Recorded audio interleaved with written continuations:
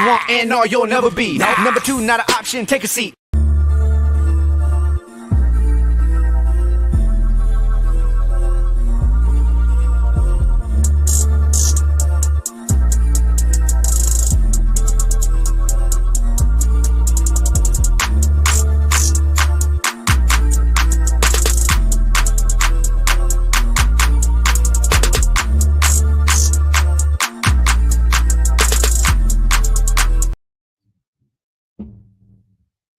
What's going on, everybody? Welcome back to another episode. Hey, as you can see, the name is changed up a little bit, but it's still the same old shit. So we are no longer going by Rickle Me Pick. This is just Rickle Pick, and this is episode 29 or episode 1, however you want to call it. But we are going over today the last temptation of Jerry. So before we get into it, man, I appreciate everybody tuning in, watching, sharing, subscribing, commenting, liking. You know what I mean? Anybody that's listening on Apple Podcasts, Google Podcasts, iTunes Podcasts, you know what I mean? It'll be out there tomorrow. You know what I mean? Appreciate everybody, tuning in constantly every week. We had episode 4 of season 8 just dropped yesterday. Today, Monday. Yep. So it dropped yesterday, last night, 11 p.m. Eastern time.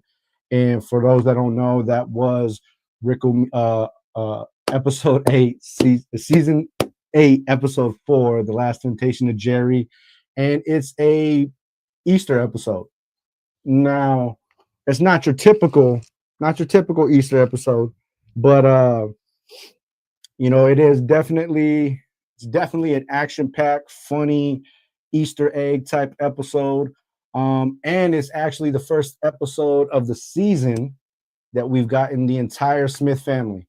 You know what I mean? Last season, the first 2 episodes, it was just a couple characters. Last week, we had everyone except for Jerry and Beth. We had Space Beth, we had Morty, Summer. But this week, we had everybody, the entire Smith family. And it was an Easter episode, but you know what I mean? Bottom line, it was a Jerry episode. And we're going to go ahead and jump right into this one, man. So since last season, you know what I mean? I would say the main storyline since season 1 of Rick and Morty has been finding the evil Rick, finding the one that killed Diane, destroying them. Along came an evil Morty. You know what I'm saying? And now that storyline, that arc is basically over, I feel like they've been searching for a new storyline. Last season, like I said, on my last episode, last season, I don't feel like there was an actual storyline, as it was just a bunch of stories, as well as, you know what I mean, voice actors, the core team, they had to come together and kind of fill their own groove. Now that we're in season 8, season 9, season 10 is already written and done, I feel like there is more of a story. I still have no fucking idea where it's going, but I still feel like there's more of a storyline. They've gotten back to a lot of the Rick and Morty adventures, even if it's not just Rick and Morty. Like I said, we go back to last week, or the week before, you know what I mean? We had a Rick and Space Beth adventure. We go back to week 1, we had a Rick and Morty and Summer adventure. So this, like I said, this is the first time we got the entire Smith family. You know what I mean? It's an Easter episode, and it basically starts like any Jerry episode would. You know what I mean? Fucking Jerry's all up in the kitchen, living room, decorating the entire house, doing the whole Easter egg. You know what I mean? He has his drawings and cutouts and pictures and all types of shit. And nobody's interested. He walks into Morty's room. Morty's playing Fortnite. He says they just dropped JFK, which obviously that's a little kind of a nod and joke, as all the political shit that's going on right now. On top of how the fact of Fortnite just adds any random ass person that's popular in the media. He goes into Summer's room. Summer ain't having it. Summer's trying to party. Beth ain't having it. So nobody, Rick's definitely not fucking having it. So nobody's in the Easter mood. Nobody wants to do the Easter thing. So it forces Jerry to go out and just kind of just be fucking Jerry. As he's riding along, he ends up hitting a humanoid Easter bunny. And this is kind of where the episode takes over, right? So he hits this humanoid Easter bunny, and they go into this whole Santa Claus effect. And Rick even mentions it. You know what I mean? He even calls it out. He mentions, he was like, yeah, we're doing the whole Easter Claus effect. And they point out it doesn't make any sense. Rick responds, well, you knew what the fuck I meant, so you understood the reference. And for those that don't know, you know what I mean? Going back to the 90s movie, The Santa Claus, Tim Allen. Tim Allen ends up accidentally killing Santa Claus, ends up turning into Santa Claus. You know what I mean? That's the whole Santa Claus effect that they were going with. So in this episode, just like it sounds, Jerry's driving down the street. He kills a humanoid Easter bunny, and little be known, Jerry ends up turning into the fucking Easter bunny. However, this ain't your average fucking Easter bunny. You know what I mean? There's a whole backstory, whole arc to this Easter bunny. Come to find out, this is like a Easter bunny from like the 1830s, and it was sent here from space, from another planet. And his whole goal, as we all know, if anybody knows anything about rabbits, bunnies, all they do is have sex, like repeatedly, nonstop. If you have 2 rabbits in a cage and you leave them in there, by next week, you're going to have about 17. And that's basically the whole concept of this episode. These aliens had sent down a rabbit to Earth years ago. Basically, what the rabbits do, these Easter bunnies, is they overpopulate the Earth with sex to the point where everybody's dead. And then they move on to the next world. And so that's basically what this episode was. You had this sex-craved rabbit that Jerry turned into, or bunny, whatever, that Jerry turned into. And he's running around putting off these waves of pheromones that's just causing everybody in his path, as you could see, to just want to smash each other. You know what I'm saying? And as the episode goes on, he gets stronger and stronger. So many Easter eggs in this episode. Not only is this episode a Santa Claus episode, but it's very Prometheus-like. For those that follow the whole Alien saga, Prometheus, it's right up your alley. Now, me personally, I've never seen Prometheus. I know what the movie's about. I know the whole Alien saga. I do know the references, but I'm sure there's probably 1,000 references and Easter eggs that I missed just because I'm not familiar with the Prometheus movie. But one thing I do know is, so, not to jump fast, back and forth, but basically the whole storyline is like this whole Prometheus thing. He comes from an egg from this other planet, which is Andromeda, which Morty can never get it right. And as you can see, when they travel to Andromeda, they have like this whole aliens. I know there's like a certain name for this one. It's like a xenomorph alien or some shit like that. But that's basically where that's from. You know what I mean? They have these engineers. So in Prometheus, they have like these big white alien type humanoids that are engineers that just kind of just let it hang free. We did have that in this episode. As you can see, those are like the engineers. They help build, the spaceships. They help build like the shit that they were sending to other planets. That's basically the engineers in this episode. Rick was just finding it humorous because, like I said, in the movie Prometheus, these big white creatures, man, they just kind of letting it hang. You know what I'm saying? Dick hanging out in the front. In this episode, they show these same, gigantic creatures. Instead, they have their asses in the front. And Rick makes a joke, well, I wonder if they have, they shit hanging from the back, which later on in the episode, he confirms that they do once they come to Earth. So Jerry turns into this Easter bunny. You know what I mean? They're fighting. They're trying to, stop Jerry. Jerry's turning the whole world into this sex crave orgy. Next thing you know, we get these Christ soldiers that come down. Super fucking hilarious, man. If you haven't seen it, man, you gotta go watch it. These Christ soldiers are super hilarious. As you can see, they're very like, I don't know, man, very space Martian, um, stormtrooper-ish like beings. Um, as you can see, their guns are crosses. They got the cross on their sheath. You know what I mean? They're very high tech.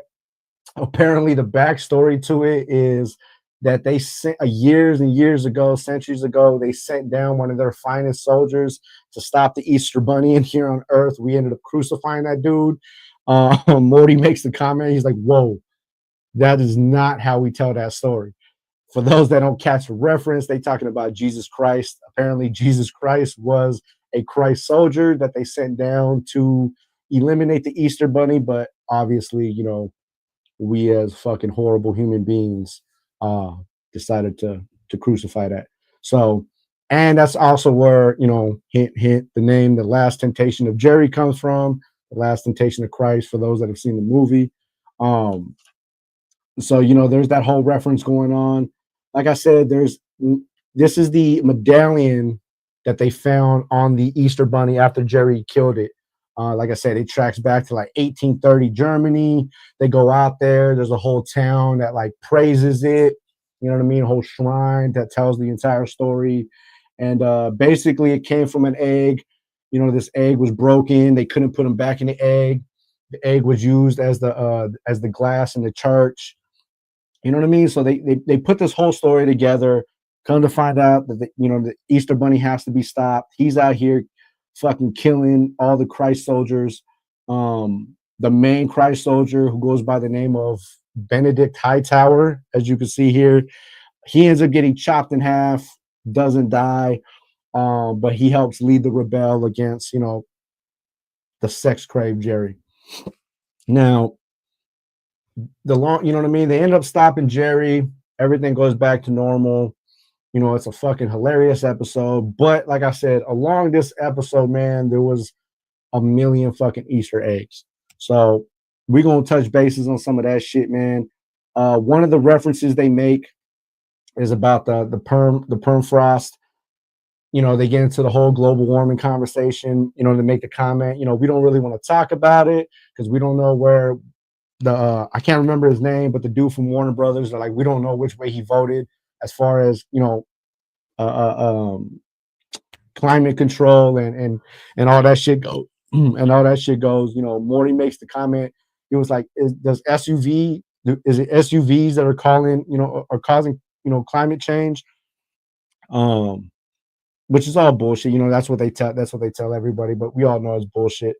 Um, Funniest part about this particular scene though is anybody that was born in the 70s, 80s, or 90s, this particular scene right here made you feel old as fuck.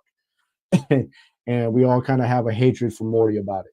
So in this scene, man, you know what I mean? As you can see, you got the big humanoid that came out of the ice that, you know, defrosted, and they make the comment. Now, originally, when I seen this shit, I thought we were gonna have like another Bigfoot episode. You know what I mean? As you remember, a couple seasons back, they had Bigfoot. If you read the Rick and Morty comics, you know what I'm saying, they had a Bigfoot. You know, scene in the comics. So I thought we were having another Bigfoot episode. Come to find out, it's this humanoid Easter Bunny, but they reference it to the '80s movies Iceman and Encino Man. Now, for those that don't know anything about Iceman and Encino Man, here you go with Iceman, which is, thought I uploaded it. I didn't. But here's Encino Man. You know what I mean? Old movies, basically, long story short, these guys were fucking prehistoric beings, cavemen type shit, got fucking frozen. You know, modern humans unfroze them, how to teach them how to live, yada, yada, yada. Rick makes the reference of it. Morty's like, I don't know what the fuck you're talking about, like that 80s shit, like y'all old. It makes you think right then and there. Like, I remember growing up as a kid and watching Encino Man like a million fucking times with my dad. Like, first of all, grew up as a humongous Pauly Shore fan. Love Pauly Shore, Encino Man, Biodome, Goofy movie, fucking Damn, what was the other one? The one where he's on a fucking farm, man. Can't even think of it right now. But love Pauly Shore movies, man. And then of course, if you grew up in the 80s, early 90s, you grew up off of Brendan Fraser. You know what I mean? So since we're talking about Encino Man, we gotta throw a shout out to Brendan Fraser. As we all know, he was blackballed in Hollywood. You know, as he's gotten older, and these last couple of years, he's getting his recognition. People are giving him his flowers. But let's not forget, man, this is fucking Brendan Fraser, Encino Man. You know what I mean? Fucking The Mummies. Damn, why can I not think of none of the fucking movies? Just came out in the comic book shit. Damn, I cannot think of none of the Brendan Fraser. I had a whole list of this shit earlier, and I can't think of none of it. However, we all know who the fuck Brendan Fraser is, man. This motherfucker like was in every other movie in our childhood growing up, cartoons, 80s, 90s. Pretty much got blackballed throughout the 2000s and shit, but it's good to see him back. So when they made that reference, not only did I feel fucking old, but I was like, damn, man, shouts out to Brendan Fraser because you know what I'm saying? Brendan Fraser is the fucking man. He's always been doing the thing. They got the Easter Bunny jumping through the moon. That's very what's the shit called? American Werewolf in London-ish. London-ish. So you know what I mean? I think that's kind of like a nod to like the American Werewolf in London. Which was a humanoid werewolf. You know what I'm saying? So I think that was a nod to that. Also, let's go out to, I have a picture. Boom, right here. Check this out. So as they were time traveling to Andromeda, as you can see right there in the top left, you see Cthulhu. Cthulhu is where, you know what I mean? We still haven't been yet, but that's where the creature in the beginning of the episode, since season 1, that chases Rick and Morty with Summer, that's the planet. So obviously it's somewhere in the Milky Way, because this is still considered the Milky Way. They're still in the Parmesian dimension. The only question I have though about Andromeda is Andromeda just a planet by itself, or is Andromeda another galaxy? And the reason I asked that question is we go back to season 1, I believe it is, and this picture might look, you know what I mean, a little familiar to the fans, but this is the Gazorpazorp episode. You know what I mean, where Morty raises a Gazorpazorp, and that is Gazorpazorp. That planet is in the Andromeda galaxy. So that's why I bring the question up. You know what I mean? Is Andromeda just a planet, or is it a planet in its own dimension? You know what I mean? So that's something that either I just don't know at this current time, or we're gonna find out later on. But I'm definitely gonna get an answer to that shit. You know what I mean? Because that's just an interesting, Easter egg type of throw. Also in the episode, man, we had they went to Easter Island, which is on Andromeda. This is where, obviously, they should have went the first time. This is where they run into the giant butt aliens, as you want to call it. So we all know the Easter Island statues. So when you actually go back to the episode, I don't know if I have a picture of it. These statues are basically rocket ships in the episode, and they're all shaped like dildos, basically. You can kind of see it in the back, just the face of it.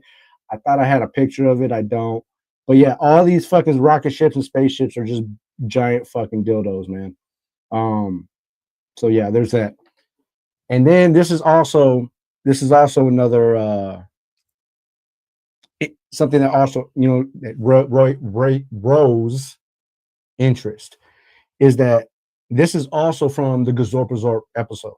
Now, if you go back to this episode and look, a lot of the Easter egg shit, which Andromeda had the Easter bunnies, this is like the same type of design, the same type of, buildings and everything.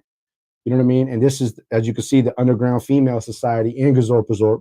So it continues to add to the theory: is Gazorpazorp just a planet? I mean, in the Andromeda galaxy, or is Andromeda a planet in its own galaxy, or are they separate altogether? So, you know what I mean? That'll be, an Easter egg that I look forward to finding out, man. All while this is going on, though, so that's just story A. You know what I mean? There was a story B that was also going on throughout this entire thing, and that's Summer on spring break. As we all know, Rick himself has an infatuation with spring break. He just likes to party. Summer's getting older. That's kind of his, his ace right now.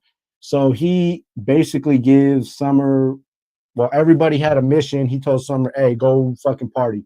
Your job is to party in spring break. And he gave her a second stomach so that way she can, drink and do as many pills and drugs as she want, and there's no effect, which also ends up backfiring later on because when we get to the end of the episode, this whole process has this whole Easter Bunny episode basically went on for about a year. You know what I'm saying? Meaning Summer's been stuck in spring break for damn near about a year. You know what I'm saying? So when we flash there, all these like stuck spring breakers are in this little community and they're still all partying, they're still out doing this stuff.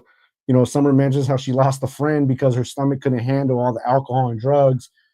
They meet like this head spring breaker at the end. She wants to party again with Summer. She tells her they're going to do some more drugs because Summer gave her a bracelet. And Summer's just like, damn. So all in all, Rick ended up saving Summer's life, even though she was stuck out in the spring break because she had the second stomach that they didn't plan on her being out there for a whole fucking year. So let's see if there's anything else Easter egg wise. No. Oh yeah. So all through the episode as well, as you can see here, they went through a whole portion where they went through and just destroyed holidays. You know what I mean? Morty makes the comment, oh, I'm glad we did all the religious holidays, you know what I'm saying, off air. But as you can see here, they're fucking destroying Cinco de Mayo. They're fucking, kicking over. This was the 4th of July. There was a picture of them eating pizza on Thanksgiving, on Labor Day. They were working. Like, they just did everything they could to just destroy all holidays so that way they never run into another Easter Claus, Easter Bunny situation again, which I thought was, funny as fuck. You know what I'm saying? But my biggest biggest laughter, man, would have to be the you know what I'm saying, the whole fucking Brandon Fraser, Encino Man, you know what I'm saying, fucking shot they took, you know what I mean, at us 80 babies, early 90s. Because as we could tell, man, you know what I mean, it's been a long time. We still think like it's 5 years ago, and it's not. Also, it goes back to the beginning of the episode, which connects to the beginning of the episode when Morty's playing Fortnite. It just shows you the difference in time span. You know what I mean? Like, you got kids, you know what I mean, playing Fortnite as they add in new characters left by left, and we're still, us older cats are still making references to the 80s and shit. So, there's obviously there's a huge gap in between that'll never be filled. But this episode was just basically a knock on, you know what I'm saying, holidays in itself, because one of the biggest things they were talking about is, he was like, what day is Christmas on? He said December 25th. And he was like, all right, well, what day is Easter on? He's like, exactly. Don't nobody celebrate that shit.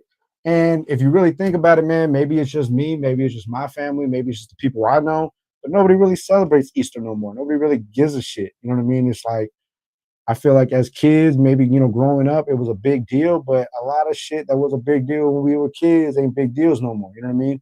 People are celebrating different holidays, doing different things, different traditions. You know what I mean? Even like on Thanksgiving, a lot of households don't do the whole turkey stuffing type thing anymore. You know what I mean? They want something different. They want something, a change. They don't want to eat turkey on the same day every year. And I think that's basically what's happening with Easter, man. Like, nobody really gives a shit about it no more. It's I would say if anybody cared about Easter, it's more on a religious factor than just an everybody factor. You know what I mean? And then even then, it's like, if you're celebrating Easter as a religious factor, it has nothing to do with the Easter Bunny itself. So this whole episode that Jerry was the only one wanting to celebrate Easter and then becoming the Easter Bunny and still didn't celebrate Easter because he just turned the world into sex addicts was fucking hilarious, man, which is the exact opposite of Easter. To see that you have these Christ angels or Christ soldiers coming down, and their super soldier happened to be Jesus Christ, who was crucified, you know what I mean, years and years and years ago. All just for their captain to get chopped in half, just like they did in the movie Aliens. I believe it was Aliens, where the dude got chopped in half and he didn't die. That's basically what happened to the head dude here. His name was, what was it? Kincaid Hightower or some shit like that. He ends up getting chopped in half by Jerry, doesn't die. You know what I mean? These Christ soldiers also happen to fucking hate sex. He ends up going home with half a body to his wife that he hasn't seen in 20 years, and she closes the door on him because she wants nothing to do with half a body. You know what I mean? So I thought it was a great episode, man. Like I said, a lot of Easter eggs, a lot of like it was a very heavy Prometheus episode. And like I said, if you never watched Prometheus, you probably missed a lot of shit, which I probably did because I've never watched Prometheus, but it's still it's still a dope ass show. Reinhard Kincaid, that's the name of the motherfucker. Reinhard Kincaid. Yeah, he's the one that ends up getting his body chopped in half. But I think that's pretty much it for as far as this episode goes. Like I said, this was season 8, episode 4. It was directed by Douglas Olson and written by Heather Campbell. It was called The Last Temptation of Jerry. And yeah, man, like I said, you know, we're still in the Parmesian dimension. We visited the Milky Way. You know what I mean? Went out to Easter Island, went out to Andromeda, which Morty still couldn't get it right. Kept calling it Ambrotiba. But yeah, man, I mean, that's pretty much it for this episode. You know, we got episode 5 coming up this Sunday. Let's see. Off the top of my head, I don't even know what that episode is. I can find out right now, though. Let's check it out.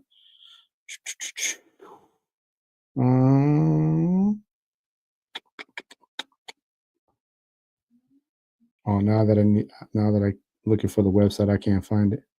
Oh, there it goes. All right, so next week's episode, we got Cryomort a Rick River.